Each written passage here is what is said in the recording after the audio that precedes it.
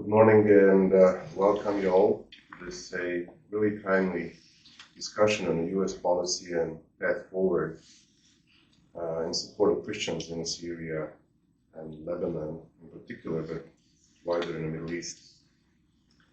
I think we all witnessed the recent massacre over Alawite community in Syria, and as the saying goes there, first Alawites, then Christians.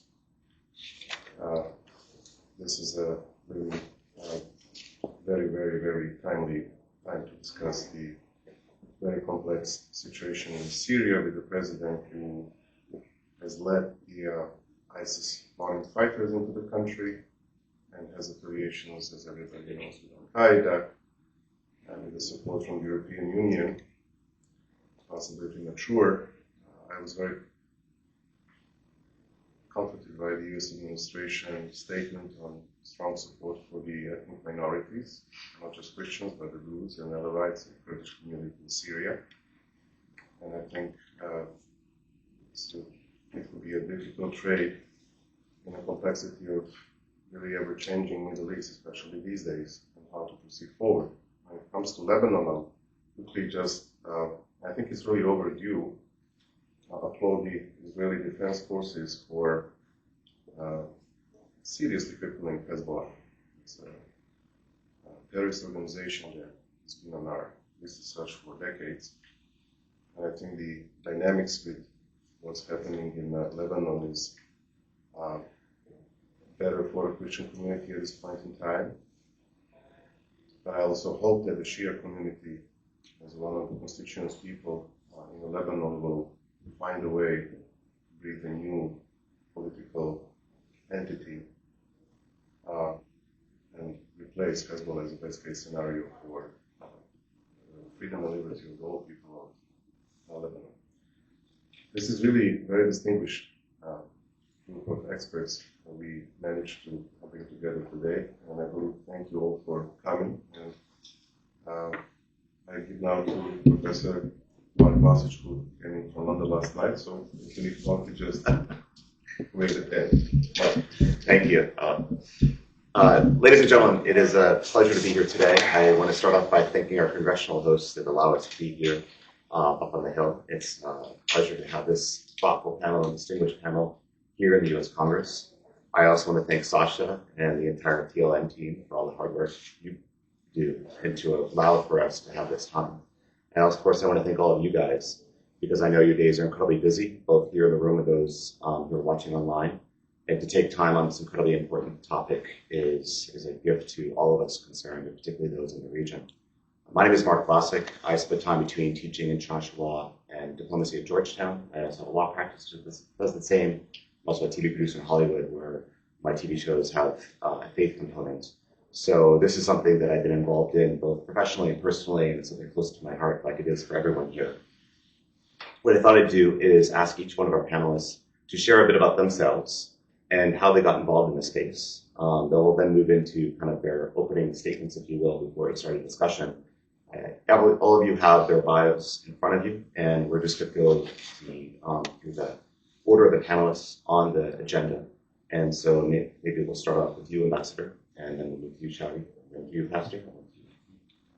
Thank you. Thank you, Mark. My involvement with this goes pretty far back.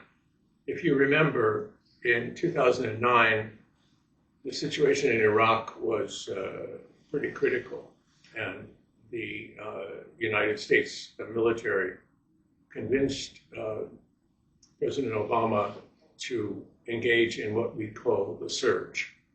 Now, the surge was specifically targeted towards Anbar province, and it, of course, was trying to root out the Al-Qaeda fighters that were really causing a lot of problems in Iraq at that particular time. Anbar province, of course, also happened to be the location of a majority of Christians in Iraq. And at that time, estimates are that there were approximately 2.5 million Christians in Iraq. About 2 million of them came from Anbar province, were resident in Anbar province. And during the course of the surge and the few years afterwards, the 2 million of the 2.5 million Christians in Iraq left Iraq permanently. And that departure actually stimulated a client of mine, and this is how I got involved in this. He's a Palestinian Christian, Tawfiq Khoury, and he encouraged me, and he helped me get involved in an effort to save Christianity in the Middle East. I mean, it wasn't only in Iraq that Christians were having problems. So that's how I got involved in this space. I spent the next. We started out in 2011, and we worked all the way through several personalities that I had. One with the Center for American Progress, and then all the way down to 2019 when we formed an alliance with the Hudson Institute. So, and the actual entity that was formed at that time was called the Working Group on the Plight of Christians in the Middle East. And I'll tell you a little bit more about those activities when we talk. But, my activity in this space is really deep and very sincere, because I agree. How can we sit by and watch Christianity disappear in the roots, in the place where Christianity started? So, thank you. Pastor, thank you. Yes, good morning, everyone. My name is Shadi Martini. I'm CEO of Multi-Faith Alliance. The group consists of over 100 different faith groups from all over the United States and as well as the Middle East. I'm originally from the city of Aleppo in Syria. I was born there. And I actually went to college in Lebanon. So I also spent my college years in Lebanon. I was a hospital manager in Aleppo when the war started in Aleppo, and because of helping wounded civilians, I got out with the government, so I had to flee my hometown. But I continued my work to help civilians in Syria.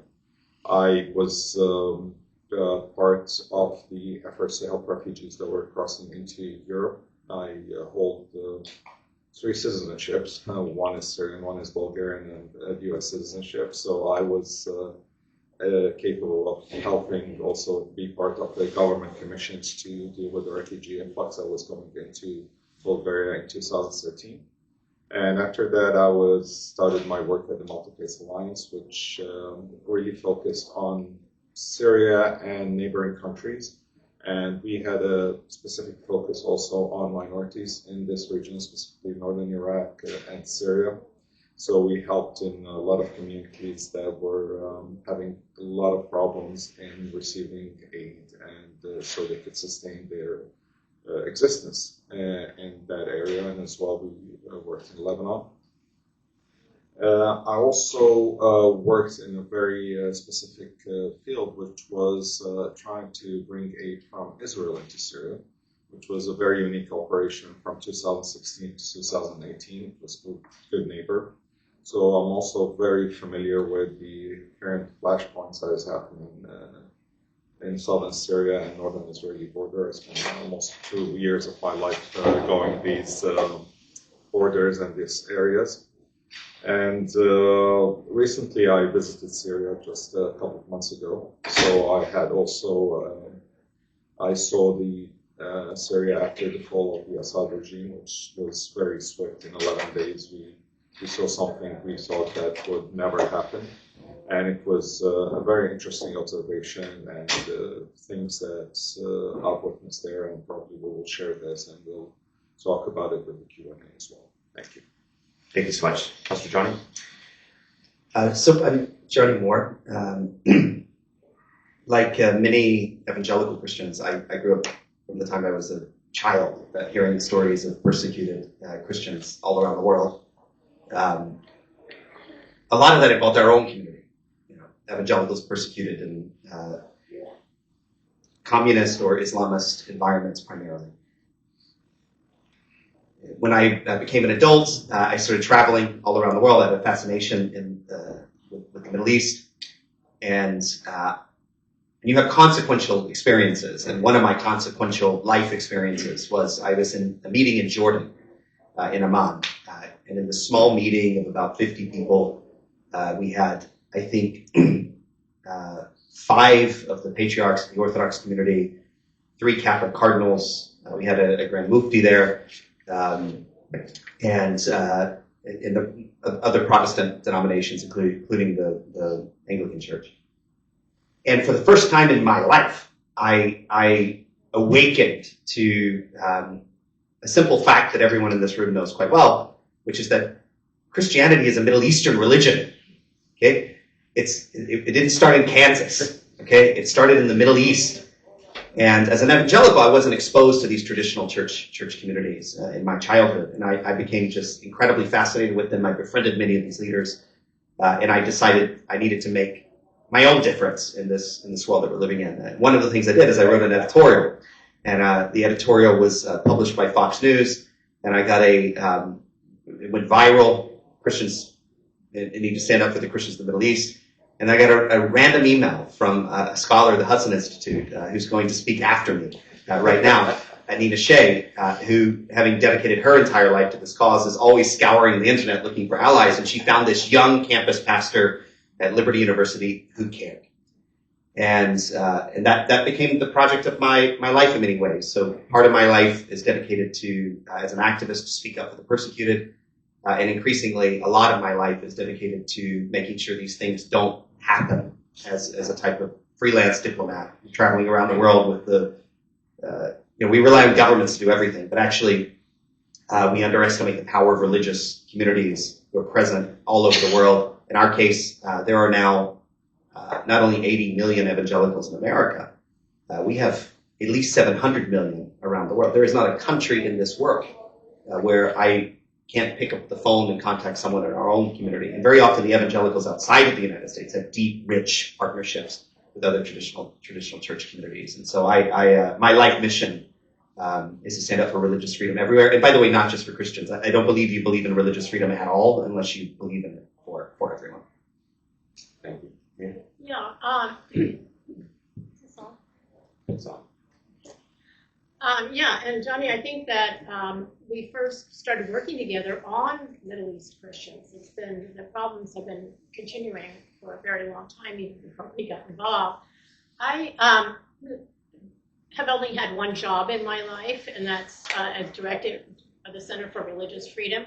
I helped found it almost 40 years ago, and about 15 years ago, I brought it to the Hudson Institute, which is a think tank that focuses on foreign policy, U.S. foreign policy. So what I do is I'm a lawyer by background, and so I don't claim to be an area expert. I am an expert in religious freedom, international religious freedom, and U.S. foreign policy. And I research, write, testify, hold panel discussions like this one, and try to propose U.S. foreign policy points that will, initiatives that will mitigate or stop horrific situations all around the world. It was during the Clinton administration, I was on the U.S.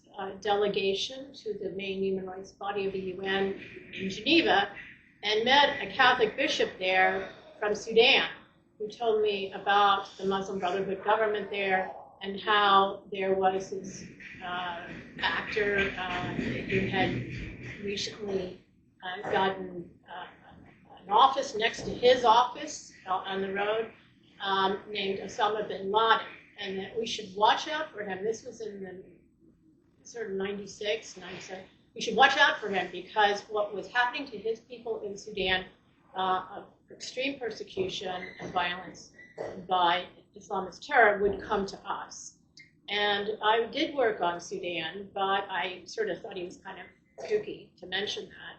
And lo and behold, 2001 happened, and I moved from my focus, which was on the former Soviet Union. You know, I had started out before. My first client was Andrei Sakharov, the great Nobel Peace Laureate.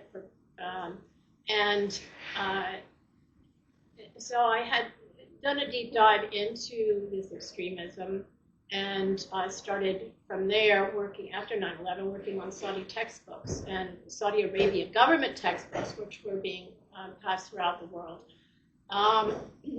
to communities, to Muslim communities, and radicalizing people, glorifying violent jihad. I worked on that for a number of years, doing analysis of these government textbooks, and I'm happy to say they've been cleaned up. It's just amazing.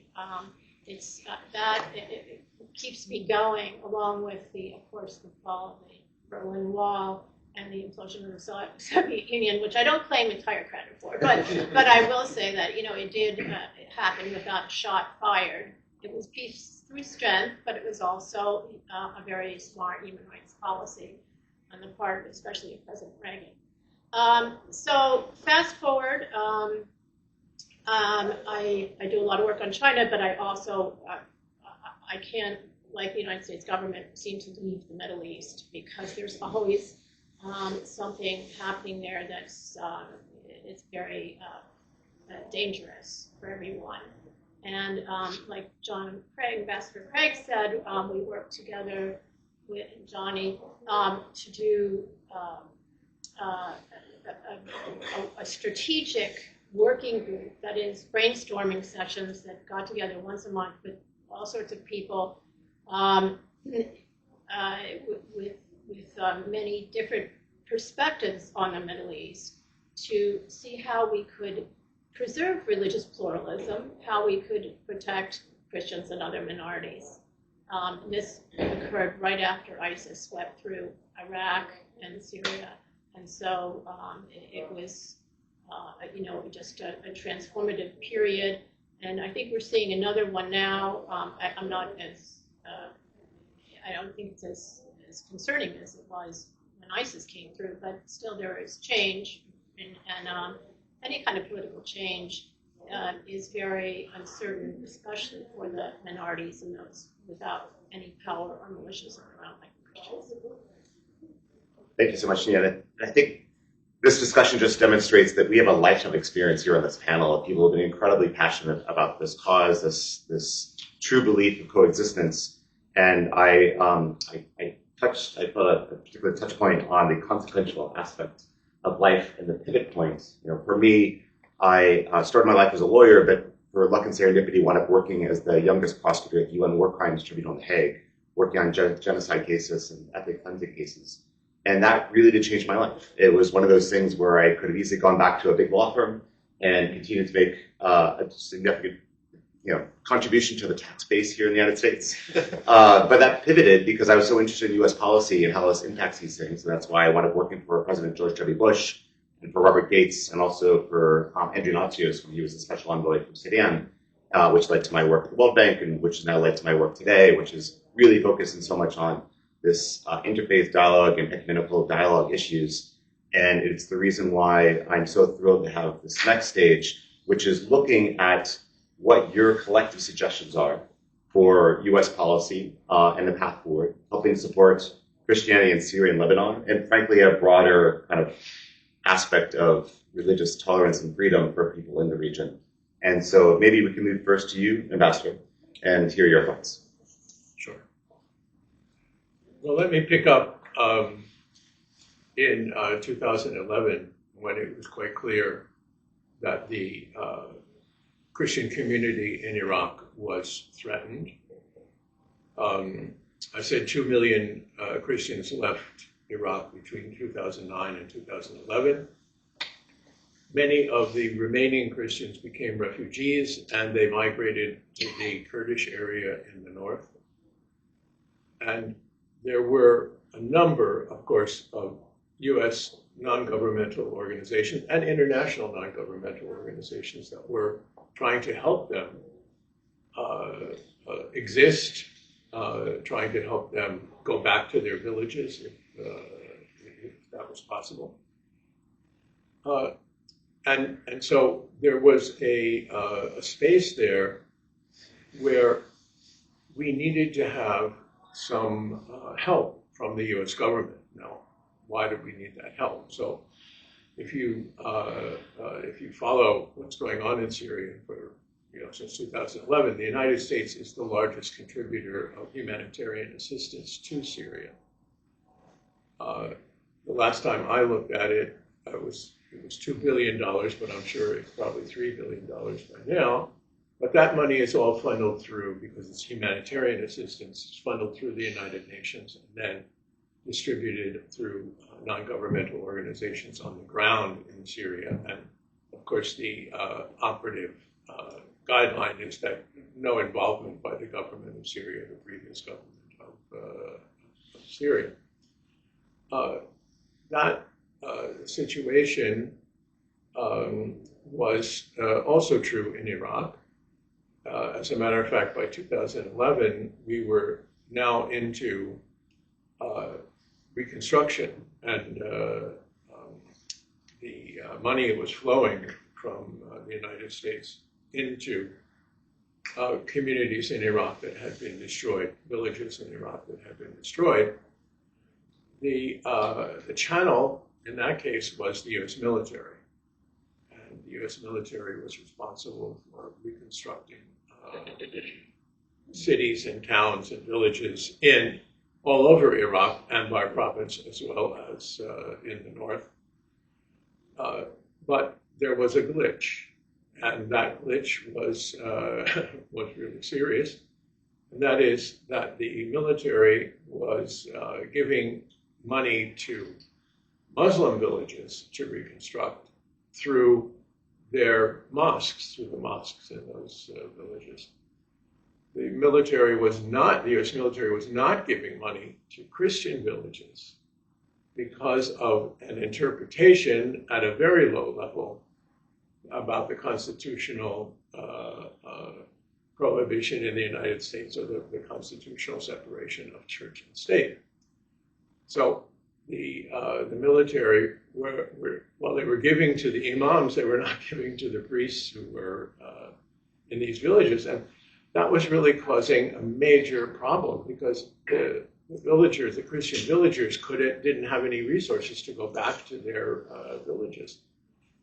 And so that's really where my client and I, Tawfiq Khoury, started getting involved, was how could we change this policy? Because we realized if we didn't change this policy, we were going to end up with 0 Christians in Iraq, which is crazy.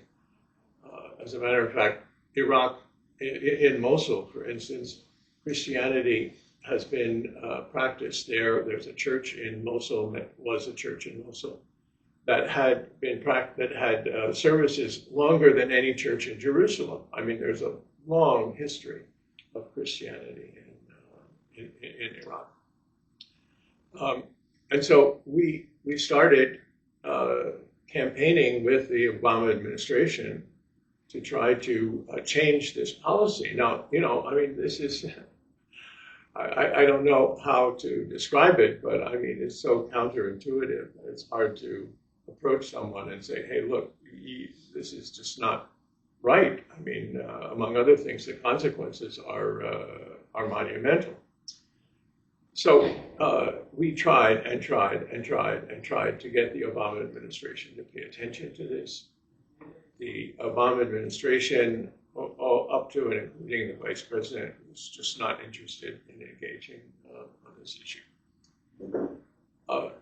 So we faced the election of 2016, and in January of 2017, my client said, we have to do something about this. We just can't let the administration change without trying to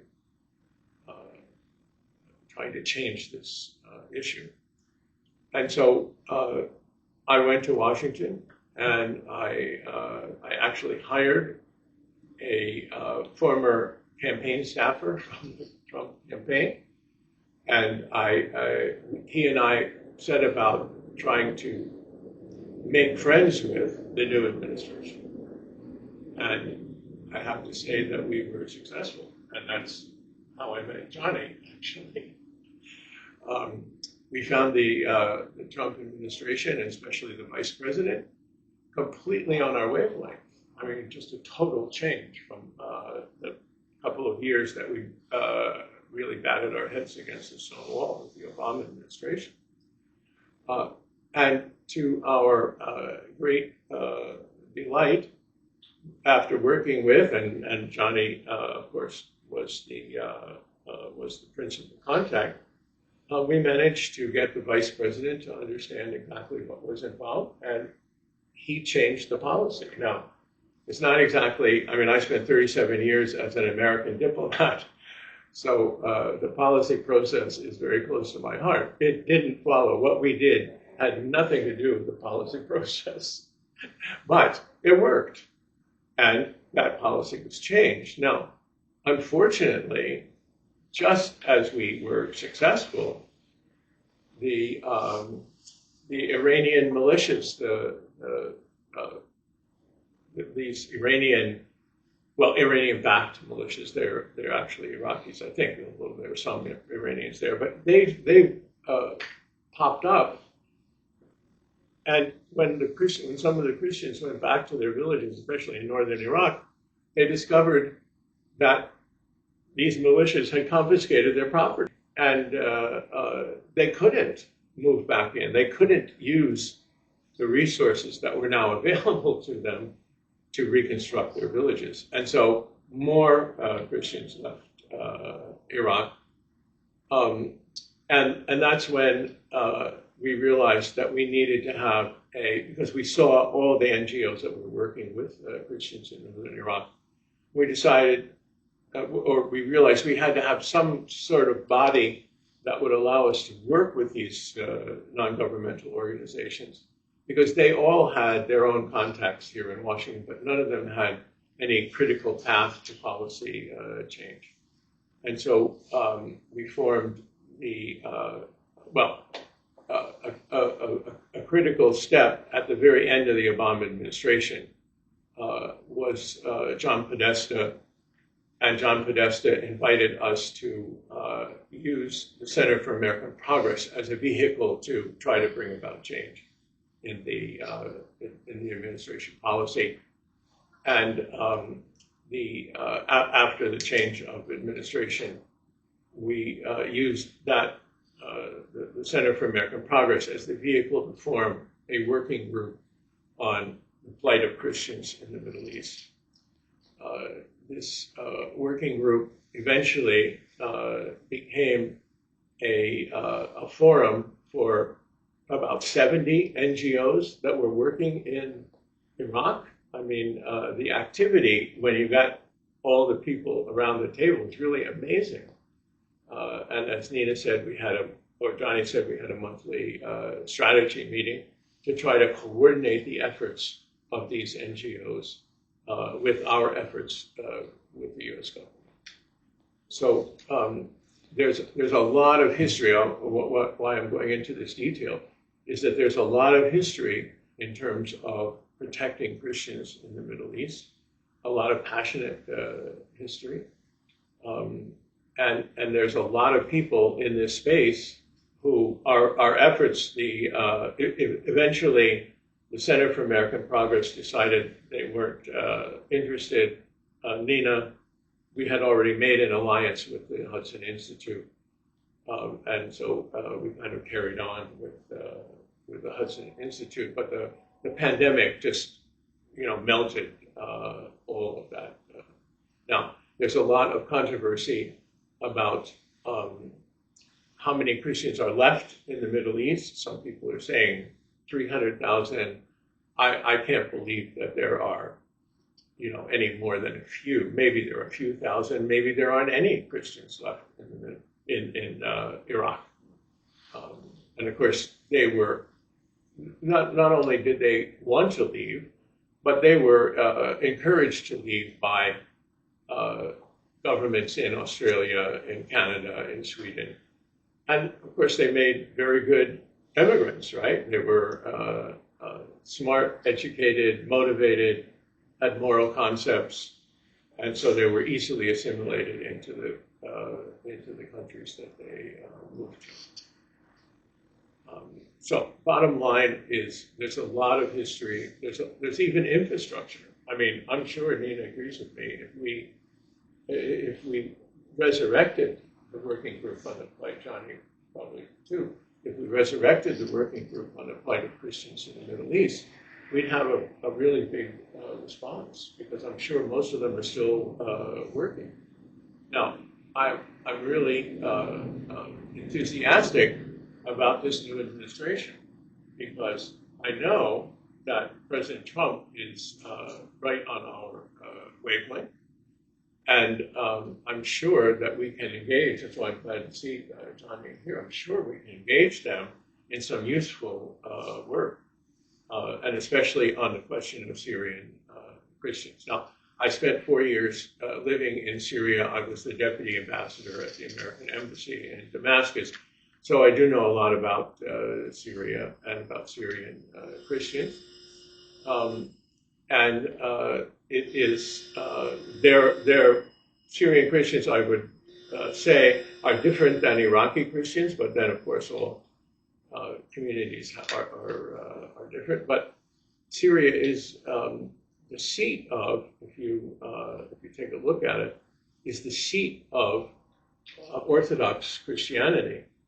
There are 5 popes or patriarchs in Syria that represent the various Orthodox sects, and so it's a very active area for Christians, and I think we really need to do some work to figure out how we can energize what's already. We'll get a positive response from the administration, I'm sure, but how we energize them and start working with them, because we're a resource. We're really a free resource.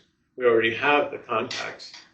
So that's what I want to say about the whole history of this. There's a lot of concern and a lot of passionate people working on this. Ambassador, thank you so much for that history and that backdrop to this conversation. John, if we move to you regarding your thoughts on the way forward, particularly in Syria and Lebanon. Yes, thank you. And thank you, Ambassador, for mentioning, given the context of Iraq. And Iraq, we had a very robust American presence, but that didn't prevent a lot of Christians fleeing and leaving Iraq. I'm going to go back about Christians in Syria. And Syria is really very important to Lebanon, because it's like we call it a brotherly hug, because Syria controls almost all the border with Lebanon, and the only other border is with Israel or the sea. So Syria always had, Syrians call it brotherly hug, Lebanese probably call it bear hug, that sometimes it suffocates Lebanese. So it's a different perspective. But what happens in Syria really is important in Lebanon, and there is also different perspective from Lebanese Christians and Syrian Christians in a way, because of different challenges inside the country. Now, in regards to Syria, if we go to pre-war population and Syrian Christian population, it was estimated around 10%, which is like approximately 2 million. Now the estimates is about 3 to 5% that are left due to war and immigration, persecution, and economic reasons. And actually this trend, even pre-war, was going down, even though there was no war in Syria at that time, but economy played a major role in a lot of Christians leaving Syria, especially because a lot of the Christian communities are urban residents. They are mainly in trade and in manufacturing and others. So the economic situation affects their livelihood a lot. So a lot of them also wanted to leave. But we have to, I think that we can't separate only Christians from the general trend of the population as a general. So we need to talk about Syria as a whole. The war, when it affected Syria in a way In general, the general population that was around 21 million, 22 million, 7 million of this population were refugees, became refugees. The biggest number is in Turkey, in neighboring countries, Turkey, then Lebanon, then Jordan, but also a big number, more than 1 million, 1.5 million, went into Europe. And we know that that had an immense impact also on European policy as well. So Christians are, part of the fabric of Syria. So they suffered, and other Syrians also suffered. Now, it's very important to I really like us when we talk to people on the ground, to see Christians. How do they feel is the best approach for them? Do they feel like it's better to put the spotlight on them? Maybe that will be counterproductive to them, or to look at them as part of the Syrian population. Now, in regards to policies of what the U.S. can do, the U.S. has a lot of leverage, but I don't think that the military is the leverage that the U.S. holds the most. I think the most leverage the U.S. has is economic. And I don't think in the current atmosphere of the current administrations that it wants to disengage and from the Middle East and reduce the number of military personnel on the ground, that this type of approach or something similar to what happened in Iraq is viable. But Syria was under a very heavy sanctions regime for the last 12 years and even before that. Before that, a lot of the sanctions regime was actually because of the interference of the Syrian government in Lebanese affairs. And the Syrian government had a stranglehold on the way politics happened in Lebanon. And the main position that was for Christian Lebanese was the presidency.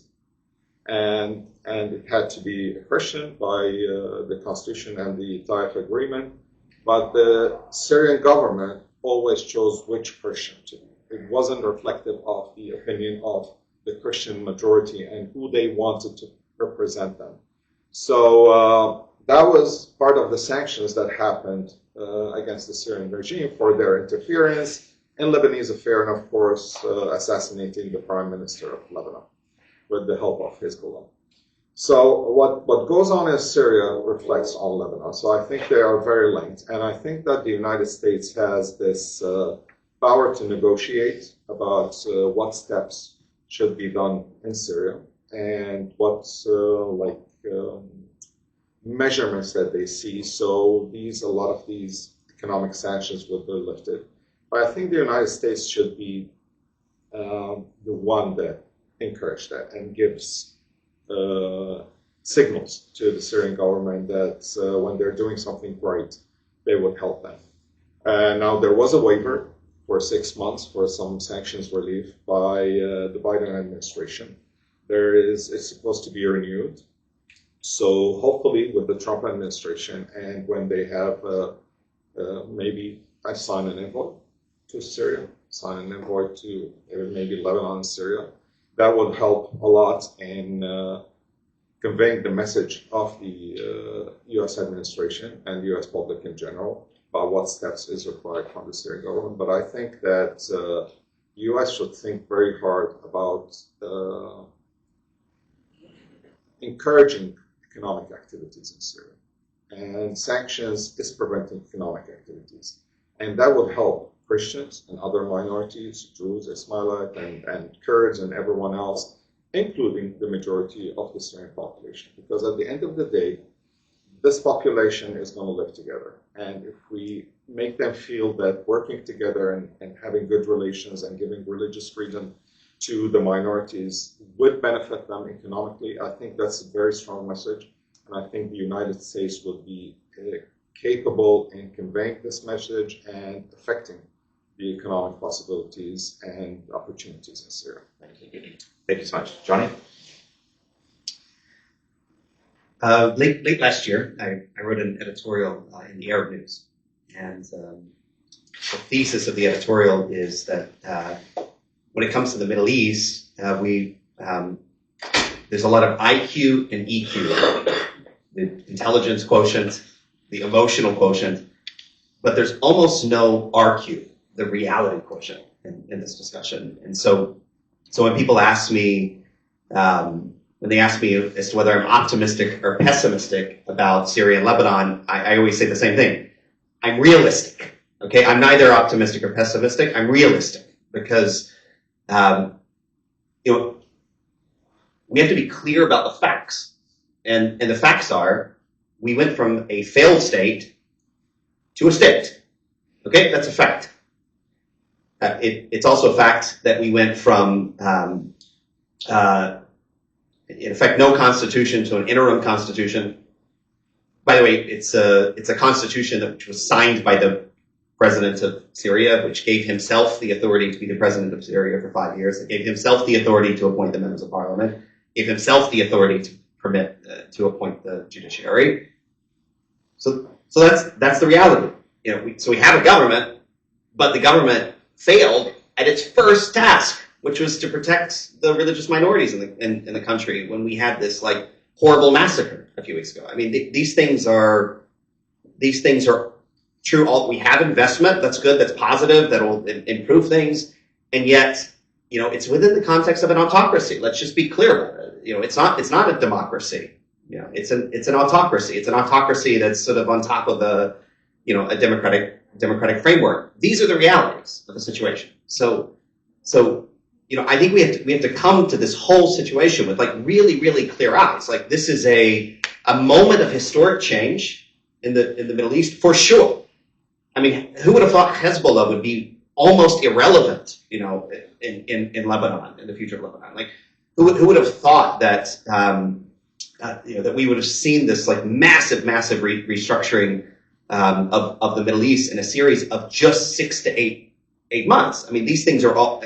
Who would have imagined that a former, the current president of Syria is a fascinating guy. I mean, his resume is like, former head of Al Qaeda and former head of ISIS and Al Nusra. It's like, and fine, okay, I'm a Christian. I believe people can change. Like, but as the United States government, like, the United States government has every reason in the world to do everything possible to see the success of this government, and we have no excuse in the world to be anything but clear-eyed about the reality of the situation and the challenges. And I think if we're gonna talk about things like being a partner in rebuilding the future of Syria, then we should just send some really clear messages. Like, one minority dies. Okay? One more example of something happening like what happened a few weeks ago. And sorry, we're out. Instead what happened was, we had these massacres, and then everyone sort of hustled, and on Wednesday that week, or 10 days later, we had the new constitution. And then 5 days after that, we had a meeting in the EU where we pledged $6 billion. Like, probably would have been smart to like wait 10 days or 2 weeks or a couple of weeks and say like, we need a plan to ensure these things don't happen again. So I am for the future of Syria. Well, I said I'm realistic. I'm what am I trying to say? Dispositionally an optimist. You have to be an optimist when you do this work. But we also have to be a realist, and we have a long way to go. And the U.S. should absolutely be considering, evaluating our sanctions, evaluating our relationship with this government. But we need to do it on our terms, and we have too much experience in that region to just trust. There's no, I always say the most valuable commodity in the Middle East is not oil or gas. It's trust. There's no business without trust, and there's no future, in my view. In order to turn this moment of historic change into a moment of historic opportunity, the trust has to be earned. And I think we should take the approach of being a partner in all of this, and at the same token, have a zero tolerance policy for any of these catastrophes happening again. Like the fact that we still have foreign fighters like running around this country. I mean, this has to be, so either the new Syrian government actually isn't in control of portions, or they're choosing not to deal with this problem. Like, this stuff has to be solved. and it can be solved. The U.S. should be a partner in solving it, but we're not the Europeans. Okay, you can't come to our gleaming little capital and sign our documents and we'll just send you tax. That era in the United States is over, at least for the next 4 years. Like, you got to earn it. And by the way, no one is more invested in the United States in the future of that region. I'm a millennial. I'm 41 years old. I'm getting old now. But I was in college when 9/11 happened. All of my friends, not all of many of my friends served in the Middle East. I know many people. My father lived in Saudi Arabia 30 years ago when I was a child. I love the Middle East. I didn't live in America. I lived in the Middle East. We know the Middle East. We love the Middle East. And we should love Syria enough to have a realistic approach so we can solve these problems. But the United States of America isn't a cheap date, okay? Like, we're going to do this together, and we're going to do it realistically, or, you're going to do it on your own. That's my point of view. So, sorry for being candid. Like this. Well, I think that Iraq holds important lessons for U.S. foreign policy, and I don't blame President Bush or President Obama for the absolute devastation of the Christians in Iraq, as John outlined.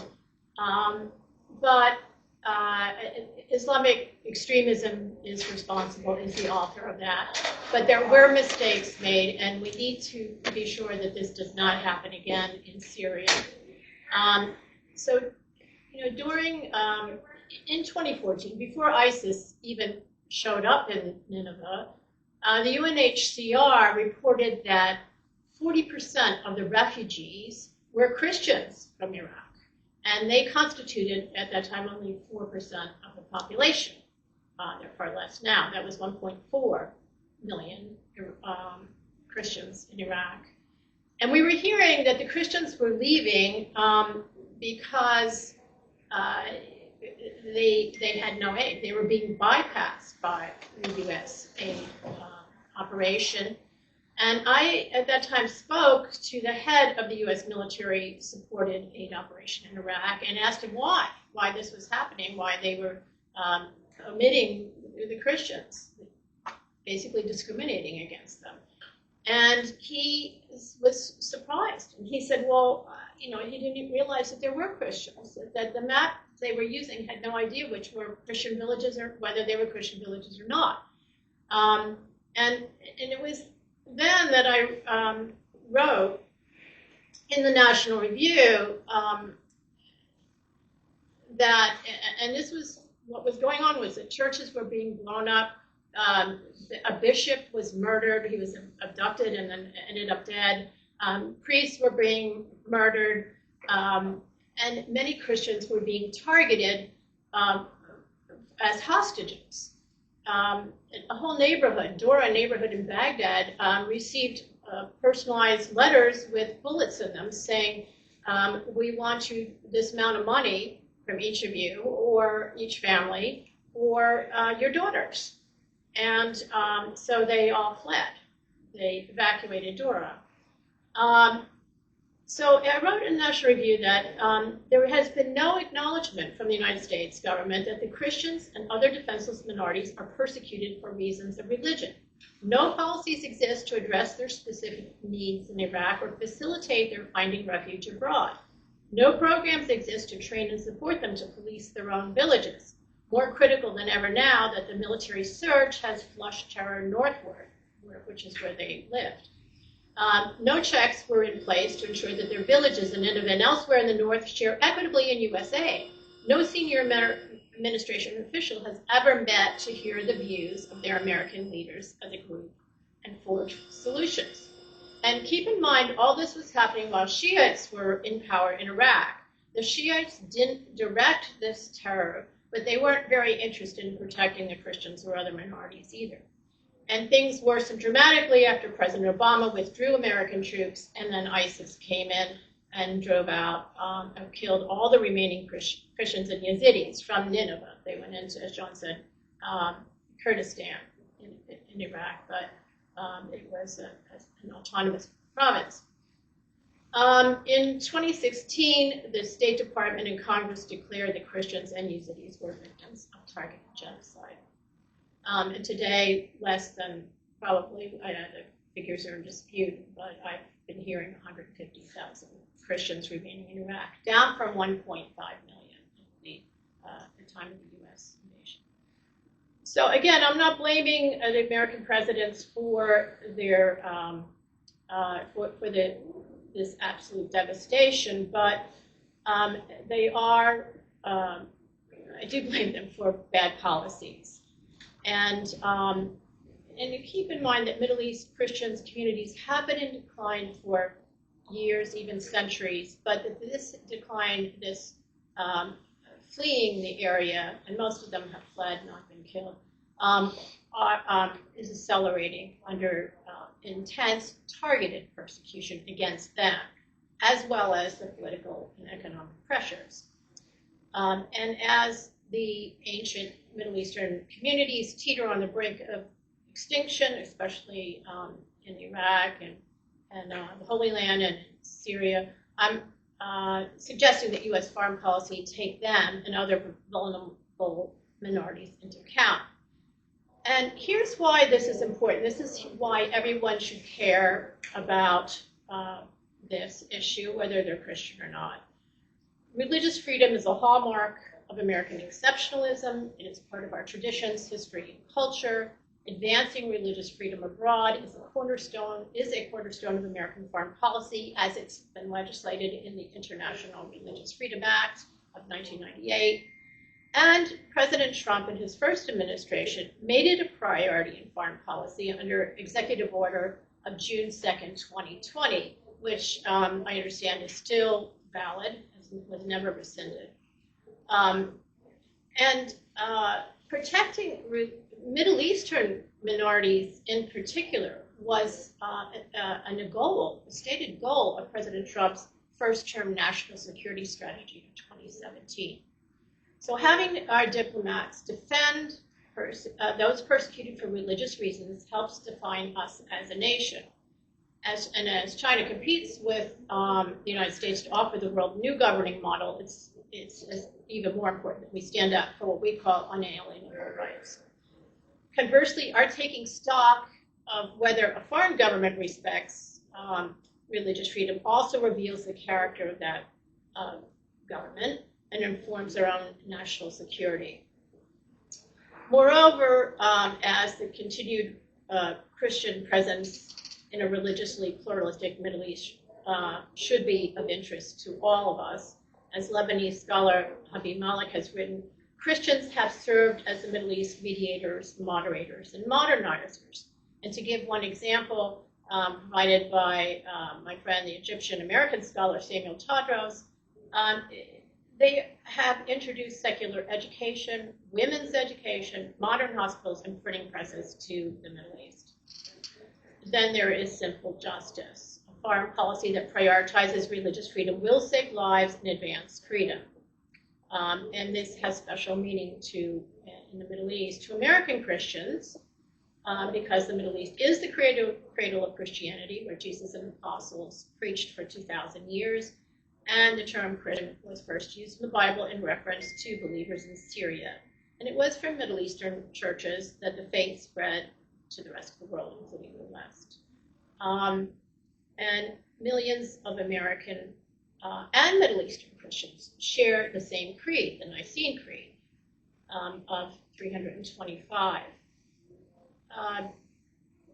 And I feel a need to stress this because there's a recent influential article that argues that there's no such thing as a Middle Eastern Christians. They're disparate churches only. And the whole thing's an American fabrication. But, if you look at the way Middle Eastern rulers have, under Islamic law for centuries, treated Christian churches, they did not distinguish among various Christian churches. All were treated the same as within the dhimmi framework as second-class citizens who could practice their religion with protection if they paid an Islamic jizya. Jihadis also do not distinguish among Christians when they attack them. And today, the various Christian churches in the Middle East have shown unity in issuing public statements on their common concerns. And for example, in December, a joint statement was released by the patriarchs and heads of churches in Syria that called for national dialogue, the lifting of sanctions, and an inclusive process for drafting a new constitution for a modern and democratic state.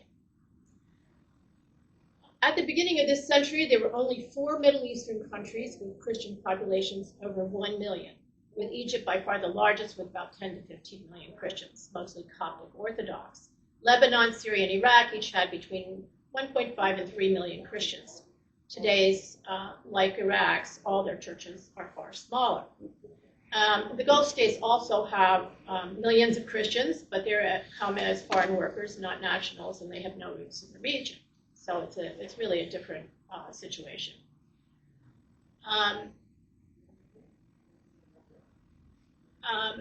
So of these 4, Syria's Christians face the greatest immediate danger, I believe.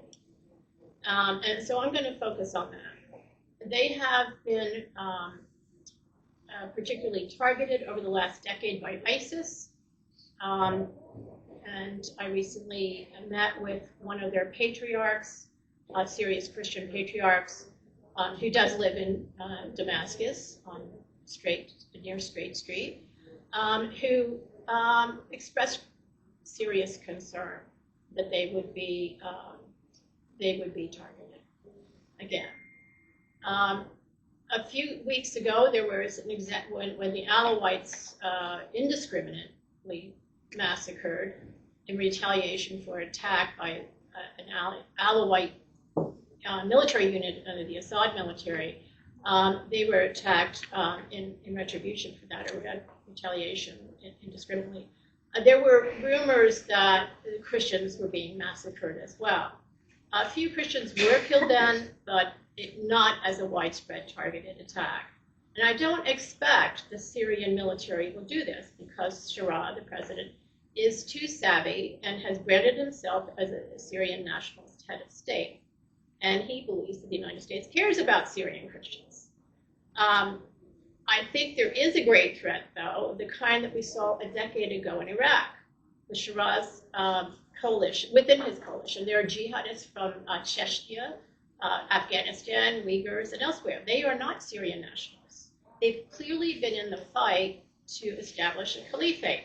Remember, Damascus was the first capital of the Umayyad Caliphate in the 7th and 8th centuries. One of the world's largest empires that encompass many of the Middle Eastern places that are now the states of American allies. Memory, the research institute in December, taped HTS militants in Damascus proclaiming, there's a video of this online, "We will enter the Al-Aqsa Mosque in Jerusalem, the Prophet's Mosque in Medina, the Kaaba in Mecca, just like we entered the Umayyad Mosque in Damascus." Shara promised, after seizing Damascus, that the churches wouldn't be touched. And his moderate talk, I do not believe should be taken at face value any more than the Taliban's who made promises about women's rights, but who 3 years after taking control of Afghanistan had erased women from public life. Shara's recent appointment of a Christian woman as a labor minister, it is, I believe, more window dressing. It's the armed forces who are the seat of power and stability in Syria, not the rule of law. So while Shara won't have his fingerprints on attacks on Christians, the real question is, will he keep his jihadi coalition united and disciplined? Will he keep locked up the ISIS prisoners now in SDF, that's the Syrian Democratic Force prisons? When Christians are attacked, taken hostage, have their farms and property taken, daughters kidnapped, or their churches blown up and destroyed, not by the Syrian military per se, but by shadowy armed bands of jihadis or even criminals, will Shara arrest, prosecute, and punish them? Or will his government sit back and let them prey on the Christian minority with impunity? This is precisely what happened in Iraq to Iraq's Christians, and it is happening again in Nigeria today, which I won't get into at this point for the sake of time. But that's the country where Christians, that is Nigeria, are more Christians are killed for their faith than in all other places combined, and they're killed with complete impunity. Syria's Christians, like Nigeria's, like Iraq's, have no militias of their own and are depending on protection from Sharia.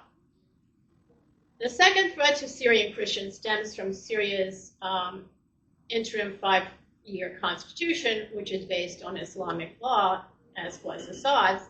However, Sharia is, as John said, a Salafi and demonstrably more committed to Sharia rule than Assad. Christians will be dealt with again, as dhimmis, making them second-class citizens. Christian churches, education, charities, fundraising, and media will be circumscribed. How tightly remains to be seen. They will likely be taxed for their protection, and if they lack money, their property can be taken, or even their daughters. That's what happened under ISIS. Christians should also brace for discrimination against them in crucial areas. And a Catholic priest from Syria has articulated that. He heads one of the large monasteries in Syria. Those areas are, of course, education, employment, business, legal matters, politics, and civil rights. All of this will be on top of the general Sharia restrictions that affect all Syrians, such as the imposition of blasphemy and apostasy laws to protect Islam, a legislature subordinated to Sharia judges who will determine whether laws are based in Islam, as the new interim constitution requires, possibly head coverings and male guardianship rules for women, and limited educational and employment opportunities for women, bans on alcohol, et cetera, et cetera. So how long will this minority put up with these conditions before they head to points west? And I think that is the real question. That's the bottom line question. So the U.S. needs a policy for Middle Eastern Christians and other minorities. The administration has deftly acted to unify the new Syrian military, which may spare the Kurds and the land from further war. It has undertaken military strikes against ISIS in Syria, which will also be helpful to everyone, and including Christians. And it continues to impose sanctions and lists HTS as a terrorist organization while it assesses Syria's regime. All of these measures can help the Christian community. And I just want to wind up by making 2 other proposals very quickly. I thought of this first one even before yesterday, but President Trump should give a major Rose Garden address on the importance of religious freedom at home and abroad. This would build on the president's prior initiatives to advance religious freedom.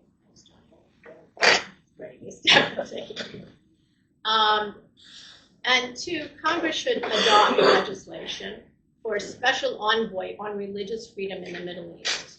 And this was done in 2013 by Congressman Frank Wolf of Virginia, who is a great hero to us on religious freedom. So he introduced such a bill, House Resolution 301, versions of which passed the House and the Senate, but it was never enacted. So I think it should be brushed off and reintroduced. So I'll stop there. That's great. Thank you so much, Nina. I see we're rapidly running out of time, so let me put 2 questions on the table, and then we'll quickly pivot to audience questions. But for those people on the panel, feel free to answer whichever question you want. First question I want to put out there, or suggestion for a comment, is the fact that the Vice President gave 3 major speeches in his first month in office. The speech that took the most press and sucked the oxygen out of the room, I would suggest, because I was there in Munich, was at the Munich Security Conference. The other 2 speeches, however, were at the Religious Freedom Conference here in DC and the National Catholic Prayer Conference in DC. In both of those speeches, the Vice President spoke very passionately about religious freedom, but particularly about Christian persecution. So building on Nina's great suggestion in terms of what the President should do, I'd love to hear any thoughts and suggestions what the President and Vice President should say or do, particularly on this issue. And the follow-up question I have to you is the fact that I reached out to the Patriarch of Antioch to let them know that this panel is happening here in Congress, and invited any suggestion or question that I might ask to you all. And the suggested question to you all is, what is the future of Syria as a state? Is it going to remain united, or might it break up into 3 or more entities? And so let me put those 2 questions out there. I would suggest maybe a swift response so we can quickly pivot to questions. So maybe just a minute from each of you to respond to either question on the table. Ambassador, the floor is yours. So on the question of what the president should say, I think this should be in the context of overall support for religious freedom around the world. And I'm not pessimistic about the developments in Syria. As Johnny said, I think we have to be realistic. Mr. Shara is a Salafist, and he's not going to change his work now in forming the government and in pacifying and moving Syria forward. Is going to be part of the Salafist agenda. And the Salafist agenda, of course, at the end of the day, is to reinstitute the caliphate.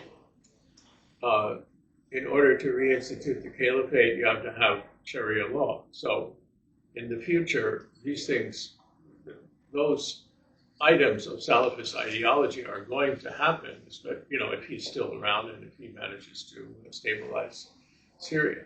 But as Johnny said, I don't think that should, we shouldn't look over his contribution right now. And these Salafists are perfectly capable of dealing with governments, dealing with the international community. And so I think we should let them do what they do, and then see where we end up when we have a stabilized Syria. I also don't think you can discount the contribution that Christians in Syria will make. Christians in Syria are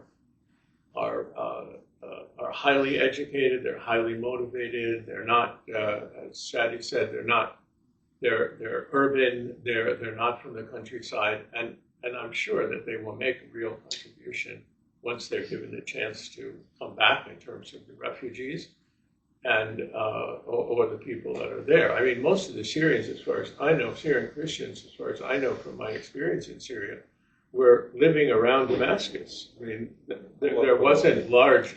There was some community in Hama and Aleppo. I know Aleppo, yeah, but not. I mean, the majority of them were in Damascus, and I think that the fact that the 5 patriarchs are from Damascus is very important. The Antiochian patriarch is a real power in terms of the Christian community, and I think the others will come around. Thank you, Shadi. Just about a minute, and this we have time Yeah, for I'll questions. try to be as fast as possible. Now, Shara is an enigma for a lot of people. We don't know where he's going. But I go and look at track record, what they did. I mean, at one point, I feel that there was a competition of the jihadi groups who was more radical, like ISIS or al-Nusra. So they were in a different phase. But after ISIS was gone, I was monitoring their behavior and where they controlled it. So there was a lot of persecution for a lot of Christians, and there were some Christian villages. But later on, they made Christians return to their villages, open churches. They didn't allow them to put the crosses on the churches, but there was service in the churches. I know that because we have a clinic in one of the courtyards of the village. So he has been changing in a way. Now, for what reasons? Maybe I think that he wants to be president. He wants to be in power. But how he wants, our question is how he wants the state that he's governing to be. And this is the big question.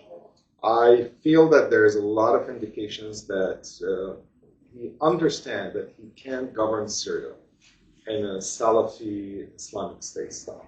Syria is diverse. It's a big country. It has a lot of powerful neighbors that would make a lot of troubles for him. So I think there is, I think it's a disservice to ourselves to look at him as a traditional Salafi that wouldn't. I think he's a person who's very shrewd and very pragmatic, and he wants power. And I think we could push him in a direction that's probably it's very good for specifically minorities there and Christians specifically. And it's an opportunity, in my opinion, because if we don't push him into, like, look, one of the major signals that Shara did, first visit was to Saudi Arabia. That's a major indicator that he's going to this type of Islam, this type of Arabic leadership. And another indicator that was very eye-opening for me, his rhetoric and his government rhetoric toward Israel. They never stated to Israel, but Israel or the Israeli state.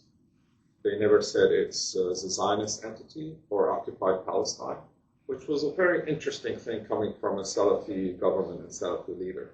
That's indicators in the Arab world that Arabs understand where they're going. So I think they're trying to show that they're pragmatists, but the jury's out if they're going to implement it. But for me, I'm optimistic. Indications are there.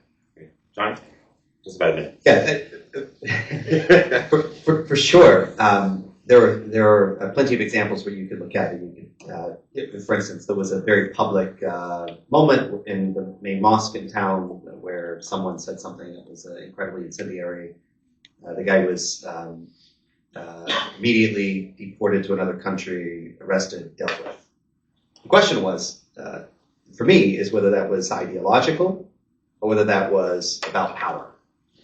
And this is my point. I mean, my whole point is, yeah, the U.S. should be a partner in the future of the whole region. It's a moment of historic change that can become a moment of historic opportunity, for sure.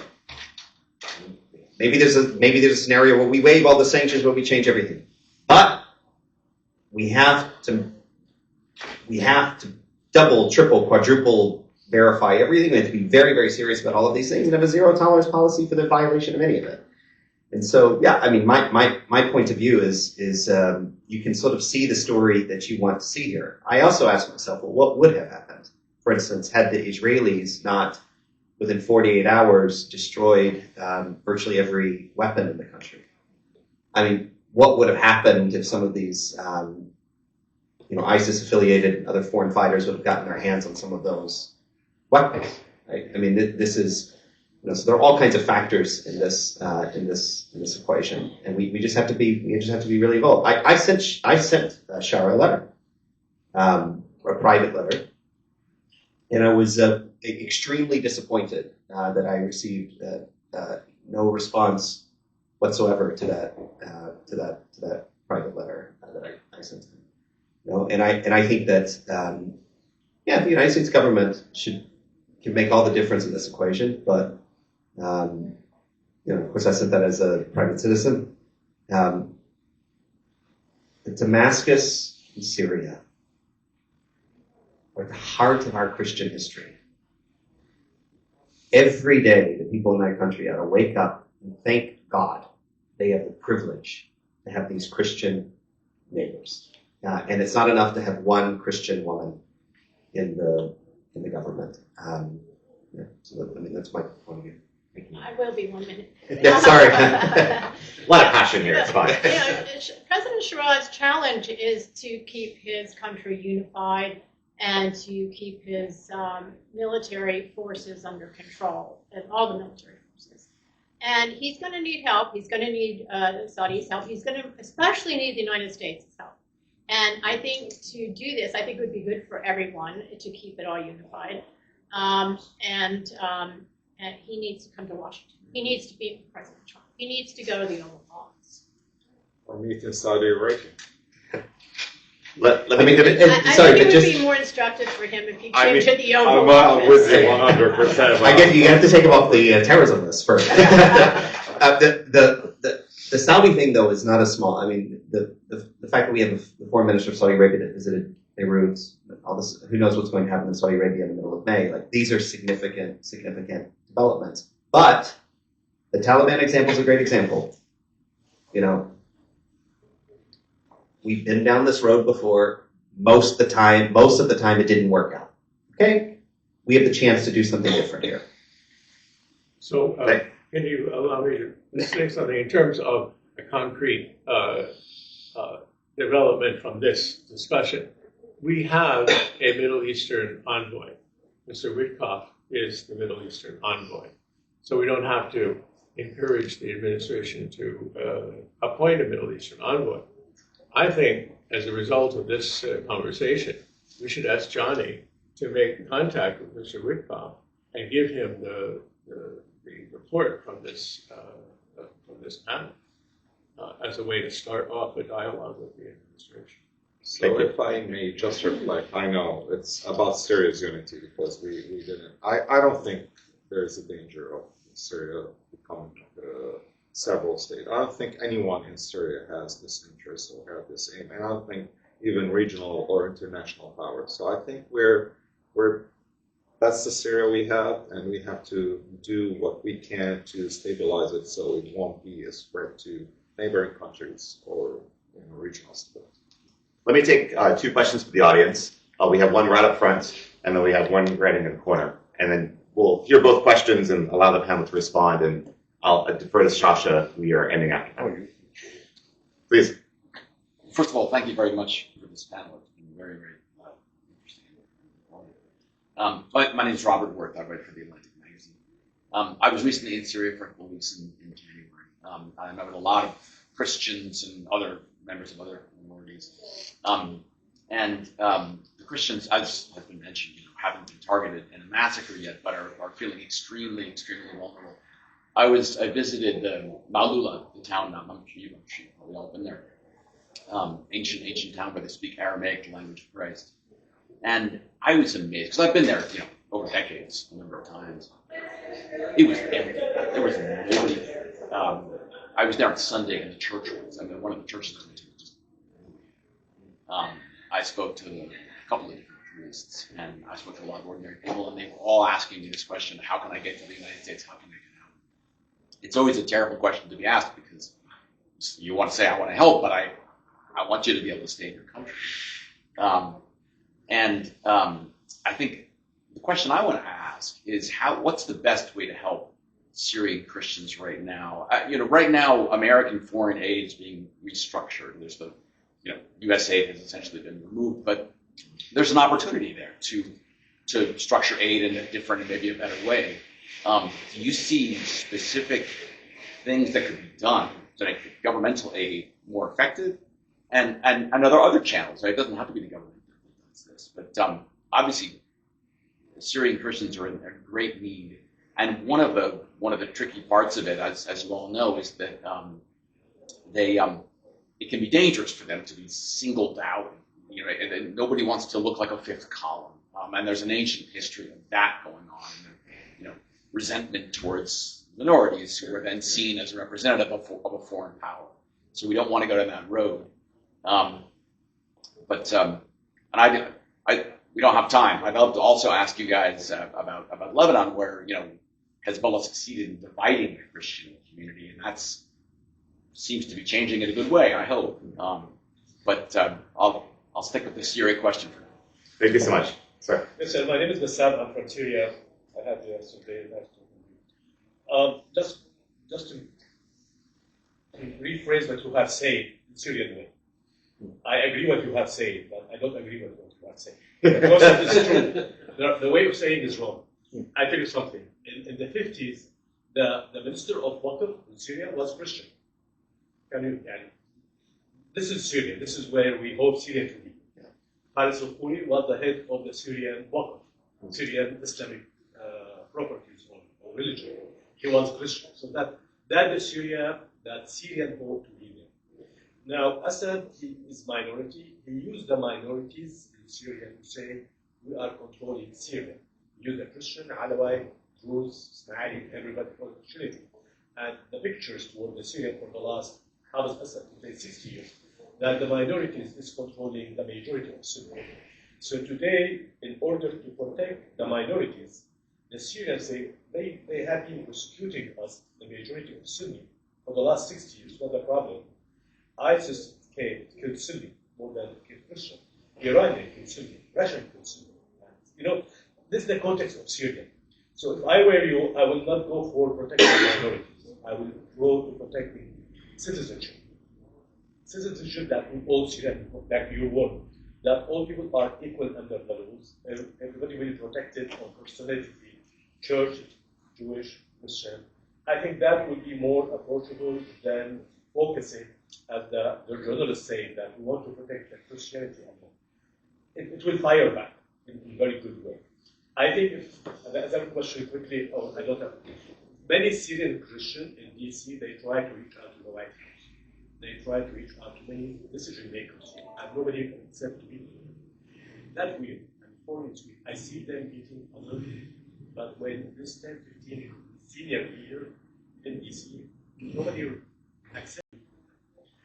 The third thing for President Trump, I think during his visit to Saudi Arabia, I think we can arrange for him to meet the Syrian community leaders from all the facts in one meeting. And finally, suggestion for your committee, I think me and Chadi, we can arrange for you to go as fact-finding mission to Syria, to meet with all Syrians, and write your report based on meeting all Syrians, including the Christians. I think that will give you more practical feelings of the thing. Okay, so I'm very happy to go to Syria. I planned on going to Syria, actually. It's a little less enthusiastic about going to Syria a few weeks ago, but I'm very happy to. I think with the Trump administration, you have to understand, and of course I don't work for government, I have no official relationship with the Trump administration, but I mean, they barely started here. So we don't have an ambassador at large for international religious freedom, we don't have, but I'm sure the faith office of the White House is more than happy to engage. I mean, it's just getting connected with the right people. I do disagree at one point. There's almost nothing that the new Syrian government can do to prove us all, I don't want to say to prove us wrong, but to diminish our skepticism. Then if they decided, I mean, they appointed a minister of tourism, in this new government.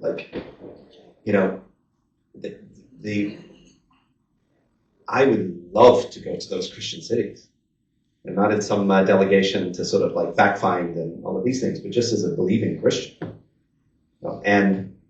And I actually think our Saudi friends, they may have their own theological challenges with certain hadiths around Mecca and all these things, but one of the things our Emirati friends did after ISIS is they took personal responsibility to rebuild a number of the churches in and around Mosul that were destroyed. And if Shara and his government want to prove us all wrong, I mean, what they could do is to say, I'm done with the words, okay? Action. That the Christian community in Syria is not part of our future. It's at the heart of our future. They preceded us as Muslims. Okay? This is their, it's the Apostle Paul was converted on the road to Damascus. The patriarch's office is on that straight street. How much longer are we going to play this game of trying to, balance everything and, all of these things? Syria has the ability, unlike any other country in that region, to demonstrate that pluralism is possible in the Middle East. And I think we ought to have peer pressure in the direction of, let's have fights over which minorities get the most attention, as opposed to, and of course, it's just that, we have to have equal citizenship, we have to have all of these languages. And, I'm just, I don't know if you followed what happened in the UAE not long ago, but a quite dear friend of mine in the UAE, a rabbi. He wasn't a dear friend, but a dear friend who was his dear friend. I met him a number of times. Was tragically murdered by terrorists that flew in from outside of the country, and they killed him in a grotesque way. The Emiratis had those suspects with the help of another government within 12 hours. They have prosecuted them and given them the death penalty because they wanted to send a clear message that the UAE, this is going to be a society where this doesn't happen. And I just think there's a lot of balancing going on here, trying to satisfy everything. The United States government, I'm sure, would be very, very happy to be a partner, with Syria. They're going to go all in on all of these things. Yeah. The Sharia government is excluding the Sunni. I'm a Sunni. The majority of the Sunni community we are still excluded. No, I get it. ISIS killed more Muslims than anybody. Even Sharia today, the government, the way they are doing as Salafi's, I think we as mainstream Sunni, we don't fit with them. They don't fit with us. So the excluding today is for most of the Syrian societies. So the way I think for me as Syrian that the U.S. international community should pressure the Sharia to act is for citizenship, for constitution, for the laws. I mean, that will protect the whole Syrian, as the way you are talking about, rather than to say it's religious freedom.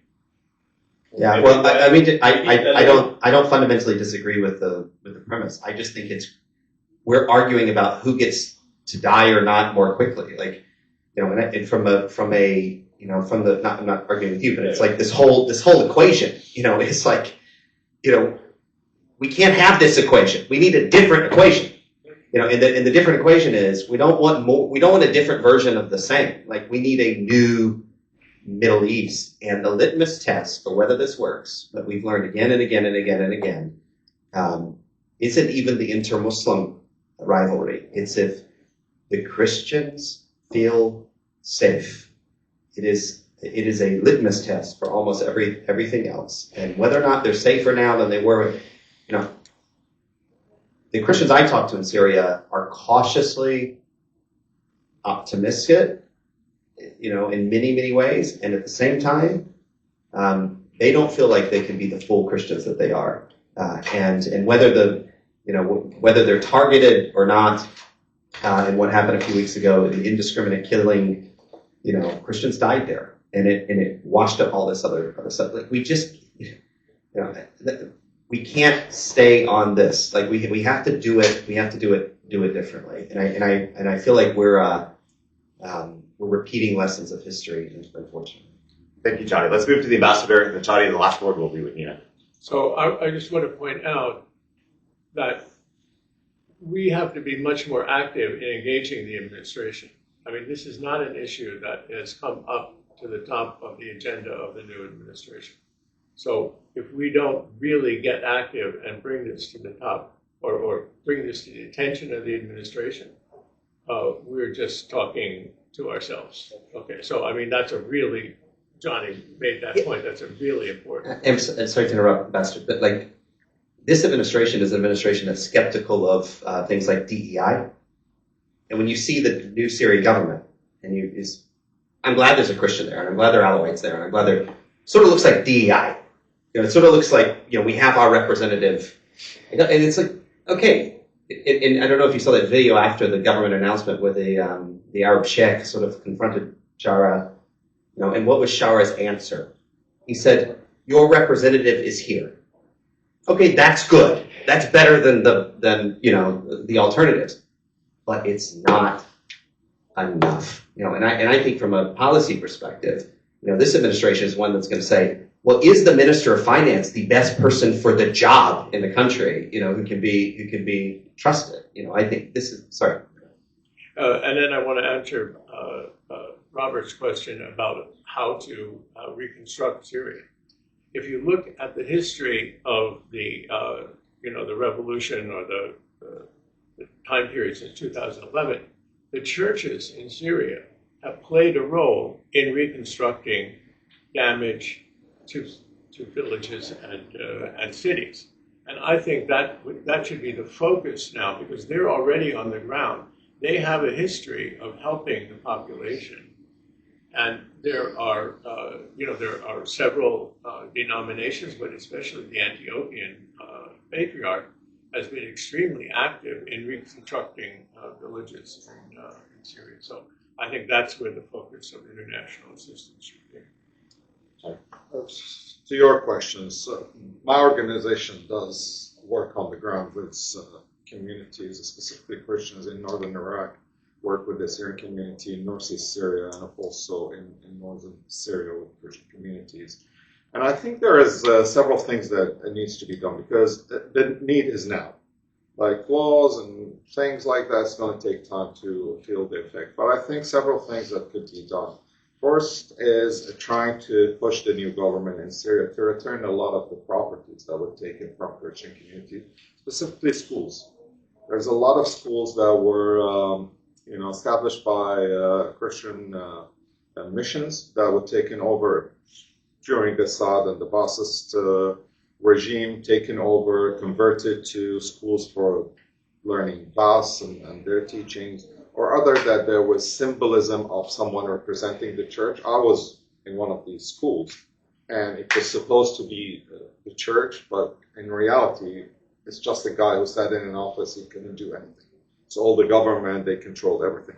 So one of these things is really important. And also to work in the Christian community, give them economic empowerment, because one of the reasons that there is a lot of fear of like social life, way of life for a lot of Christians, but also lack of economic opportunity. And like places they could educate their kids in a way that they see it's good for the future. So I believe these steps are very important to push the new Syrian government, and the U.S. has a lot of things. Now, on the other things, Bassam, I do agree, and that's the irony. Do you think DEI is enforced in this government in Syria? I don't think so. I think the majority took most of, and let's say the male majority took most. So do we want them to have DEI, or we don't want them to have DEI? That's the question. So, but like Bassam reflected, it wasn't only the left. Like there was, they put a Christian and a woman, one, and there's a Druze, a Kurd for education, which was interesting, and otherwise. But when you go to the Sunni representation, which is between 70 to 80%, the biggest chunk of that representation went to HTS members. Everything was to HTS. So what the Sandra is trying to say that most of the majority of the Sunni felt also alienated, but also outsiders. They feel the same thing like Christians, like Druze, because most of Druze will tell you this guy doesn't represent us or something like that. So when we approach, and minorities in Syria are very sensitive to put the spotlight on them from the outside. And so they want to be part. And I'll give you one statement by a representative of Eagles of Antioch who said on Fox News, he said, when talking about the killings, you see the problem that they are facing. He said, it's not HTS at all. HTS is trying to avoid any clashes with Christian. HTS is now the state. And we as Christian try to support stability because he's living there. Yeah. He knows the dangers of instability to his community, to himself. So I think our approach needs to be very mindful of the local communities and safety and security and the long-term continuity of living inside Syria. We don't want them to go out. And last example, I was yesterday by chance in a room where I met, because you mentioned the rabbi that was killed in a tragic incident in Dubai, but I was with three-generation Syrian Jewish members. One is the rabbi of Syria, Rabbi Hamra, and his son and his grandchild. And they just came from Syria, and they were talking with congressmen and supporting, like, we need to help Syria rise up. And he said one thing when he went to the foreign ministry, and he said, I wanted permission to go visit our synagogue, our graveyard. And he said, the response I got, you don't need permission. You're Syrians. This is your right. You just go and visit and do and take your own. I mean, maybe it's a facade they're playing at the foreign ministry, but I'm fine with it. I'm good with it. Let's encourage this thing, and maybe we could get them to a better step so that all communities in Syria, including the minorities, feel protected and empowered to do and live their life as they wish. Nina, you have the last word before we break for lunch. Okay, well, I'll be very quick. I think that there are important lessons from Iraq we have to take to heart. One of them is that the Christians are almost alone as a minority without a militia in Syria. They're absolutely defenseless. And so there's reasons why they have anxieties. I think the president should hold a Rose Garden ceremony on the importance of religious freedom abroad, if not at home and abroad. And there should be Syrian church representatives sitting in the front row, invite American Syrians as well. and from other countries, of course. And I think that our aid is probably needed to help Syria, but this humanitarian aid should not go through the government of Syria, and nor should it go through the UN. And I think it should go through the churches and local community leaders on the ground.